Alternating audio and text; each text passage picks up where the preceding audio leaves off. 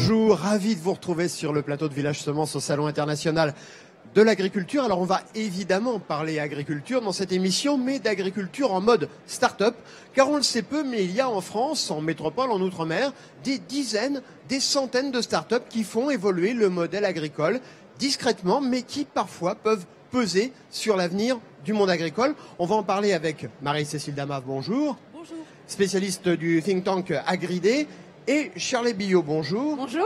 Alors vous êtes fondatrice et dirigeante de Cadalis. Alors vous allez nous expliquer ce que c'est dans un instant.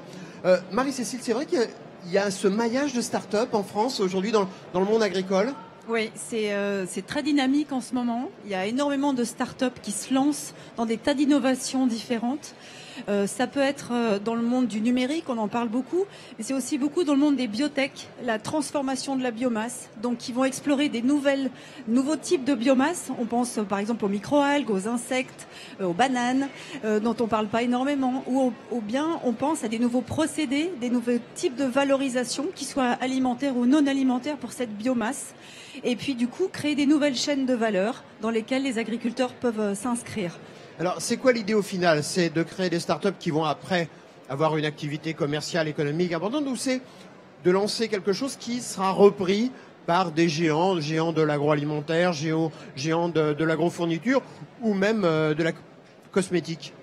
Alors l'idée, c'est pour une start-up, c'est pas de rester à l'état de start-up, évidemment. C'est de s'installer en tant qu'entreprise, d'avoir un business plan qui soit durable, évidemment de faire de l'argent, d'être valorisé, et puis d'avoir une utilité, d'avoir un marché, d'avoir une fonction, de trouver des produits qui vont répondre à un marché. Et ce que je constate aujourd'hui dans le monde agricole et agro-industriel, c'est qu'il y a ce besoin d'innovation pour répondre à des nécessités de transition. On parle des transitions agricoles, donc produire différemment. Donc par exemple avec des produits biosourcés, on parle souvent du biocontrôle, on parle des biofertilisants, tous ces nouveaux outils qui sont au service de l'agriculteur pour une agriculture plus proche de la nature, on va dire. C'est-à-dire que la start-up met en place quelque chose qu'elle pourra peut-être vendre après à une multinationale. Par exemple, en tout cas, les start-up ont un peu ce rôle d'aiguillon pour accélérer l'innovation et ont cette agilité que les grands groupes n'ont pas forcément ou ont perdu, ou bien leur donnent des bonnes idées, peuvent travailler en partenariat, par exemple partenariat public-privé avec des organisations de recherche publique. Justement, on va en parler dans un instant. Le profil des start-upers dans le monde agricole? Alors, c'est varié. Il peut y avoir typiquement des gens qui sortent d'écoles de commerce et qui ont l'habitude de créer leur entreprise avec une approche très business. Il peut y avoir des gens qui sortent de grandes écoles, qui sortent d'universités. Donc là, c'est vraiment des jeunes étudiants et donc là qu'il faut accompagner dans des écosystèmes type AgroParisTech, par exemple. Ou bien ça peut être des chercheurs justement d'organisations de recherche publique. Et là, c'est assez compliqué parce qu'il y a un frein qui est assez important, c'est que le chercheur de l'organisation publique, il n'a pas d'incitation à créer son entreprise. S'il crée son entreprise, il perd son statut de fonctionnaire. Donc ça, c'est assez compliqué pour les chercheurs de l'INRA. Et pour le coup, il y a des organisations type INRA Transfert qui justement accompagnent ces start-upers, chercheurs, à devenir de véritables entrepreneurs. Alors on va parler justement de la suite de l'histoire avec vous, Shirley Billot. Votre histoire, c'est les produits qui sont devant vous. Exactement. Alors c'est quoi ces produits?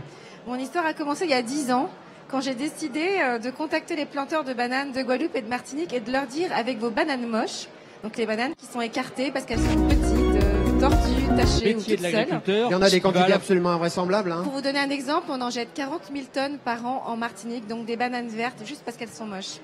Nous, on les récupère, on en fait des ingrédients à haute valeur ajoutée. C'est 10 ans de recherche, c'est 3 brevets, c'est deux thèses en biochimie. On a développé 3 ingrédients, la banane verte, la banane jaune, la banane rose. Et on en fait quoi avec ces bananes vertes, jaunes et roses? Alors pour l'instant, on a développé les principes actifs pour la beauté. Donc on a 3 brevets, on est anti-tache, on est anti-âge et apaisant. Donc on a développé toute une ligne de cosmétiques autour de ces ingrédients. Mais on a travaillé aussi, on continue de travailler sur les vertus nutritionnelles. Et en fait, notre vocation est de développer un site industriel pour faire de l'ingrédient qui sera destiné à l'industrie de la beauté ou de la nutrition, mais en B2B. Alors, c'est à la fois en métropole et en outre-mer. Hein. La source, la matière première vient des de Antilles françaises, la Martinique et de la Guadeloupe. Oui. Et c'est transformé dans la région de Lyon, c'est ça? Pour l'instant, oui. Pour l'instant, oui. En attendant qu'on ait notre centre de transformation directement sur place, on a un gros travail à faire. En Outre-mer, on n'a pas toujours les structures pour pouvoir faire de la recherche ou pour pouvoir faire de l'industrie. On a de la chance d'être accompagné depuis presque 10 ans par le CIRAD et la faculté de pharmacie de Montpellier. On a la chance aussi d'avoir une filière qui est engagée puisque 100% des planteurs sont actionnaires depuis 3 ans de ma start-up. C'est un vrai projet de développement, pas que filière, mais également, on va dire, plus global. Ça englobe la recherche et les agriculteurs.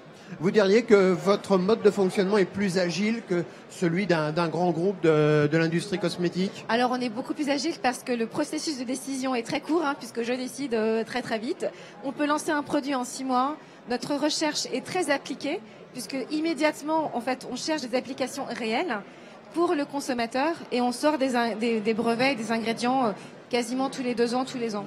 Ça c'est votre obsession, c'est sortir du brevet, c'est pour sécuriser un peu votre recherche? Oui, mais au-delà de ça, le brevet aussi, je trouve, cautionne notre démarche puisqu'on se positionne comme des experts mondiaux de la science du bananier. Et donc le brevet, c'est aussi une façon d'abord, ça protège tout l'investissement qu'on fait. On est cofinancé par l'Europe et la collectivité territoriale de Martinique. Donc c'est une façon de protéger un savoir-faire et c'est aussi une façon de donner une caution pour les consommateurs et l'industrie de la beauté et de la nutrition. Marie-Cécile, on a une idée du taux de réussite ou du taux de pérennisation de ces startups aujourd'hui? Il y a forcément beaucoup de déchets. Une start-up peut devoir mettre la clé sous la porte parce qu'elle n'a pas eu la bonne idée au bon moment, parce qu'elle n'a pas su trouver un marché, parce qu'elle a pu avoir une bonne idée trop tôt ou pas au bon moment, ou pas rencontrer les bonnes personnes. Il y a un des freins principaux, c'est le manque d'accompagnement en fait. Parce que c'est compliqué quand on est dans une start-up par rapport à un grand groupe.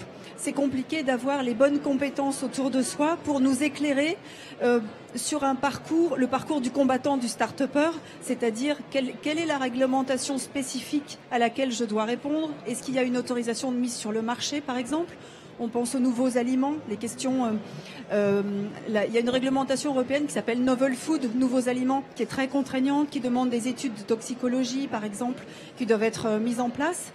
Il y a une idée d'aiguillage qui est très très importante, être mise en relation avec les bonnes personnes. Et là, je voulais signaler le rôle des pôles de compétitivité, par exemple le pôle IAR, Industrie et Agro-Ressources, le pôle de la bioéconomie, qui lui, un de ses rôles, c'est effectivement ce rôle de plateforme pour mettre en relation petites, grandes entreprises, académiques, universités, recherche, pour pouvoir justement faire fonctionner ces startups, leur trouver des investisseurs privés, publics. On pense à BPI France qui est très actif par exemple. Charline, dernière question. Aujourd'hui, les géants de la cosmétique, ils vous font les yeux doux? Alors, on a eu la chance d'être incubés par le groupe L'Oréal depuis l'année dernière. Ils nous ont beaucoup accompagnés sur des problématiques soit de marketing, soit également sur notre partie d'industrie et de transformation.